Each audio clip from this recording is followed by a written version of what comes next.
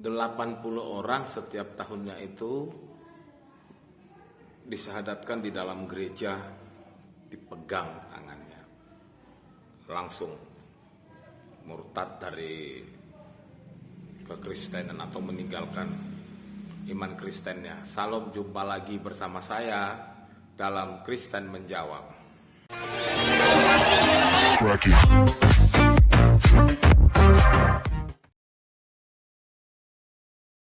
Saya mengabarkan kemana-mana, dipukul, diapain, paling tidak Allah kasih tahu cintanya kepada saya ketika saya pegang tangan orang di dalam gerejanya dan saya syahadatkan dia di dalam gerejanya. Alhamdulillah, Allah masih percaya sama orang hitam ini. Allah masih sayang sama orang hitam, sehingga si hitam ini masih bisa berkeliling dan mengabarkan kasih sayang Allah, lalu menuntun mereka untuk mengucapkan dua kalimat yang suci itu, dua kalimat cinta kepada Allah, dua kalimat syahadat di dalam rumah ibadah mereka. Paling tidak 1 tahun, Alhamdulillah Allah percayakan 100 orang yang saya syahadatkan, dan 80 orang itu saya syahadatkan di dalam rumah ibadah mereka. Yang menjadi pertanyaan saya itu adalah seperti ini: bagaimanakah orang bisa di dalam gereja itu tiba-tiba dia meninggalkan iman Kristennya atau disyahadatkan? Ini kan menjadi pertanyaan, mengapa? Karena kalau di dalam gereja itu kan sudah ada liturgi sendiri atau acara sendiri, dan apalagi di gereja itu kan ibadahnya itu kan pakai musik ya, jadi suara pasti keras gitu ya. Dan biasanya orang datang ke gereja itu kan memang murni untuk memuji Tuhan.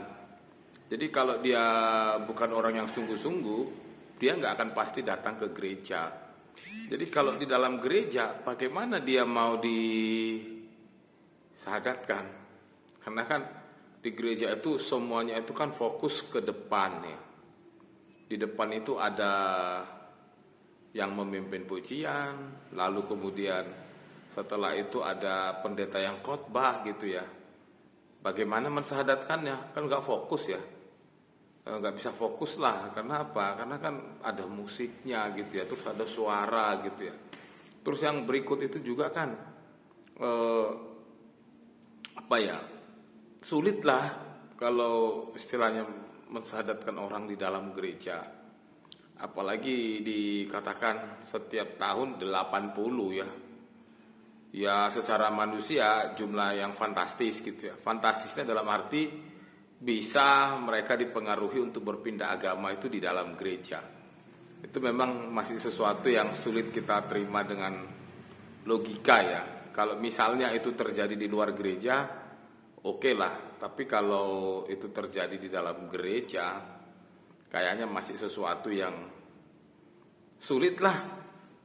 Pokoknya sulit lah diterima oleh akal gitu ya. Karena lagi-lagi orang ke gereja itu kan memang mau memuji Tuhan, mau ketemu Tuhan, mau berdoa gitu ya. Tapi kalau misalnya kejadiannya di luar gereja, ya bisa saja terjadi gitu. Tapi kalau di dalam, saya nggak tahu. Tapi kelihatannya sulit itu terjadi dalam gereja. Salam, Tuhan Yesus memberkati.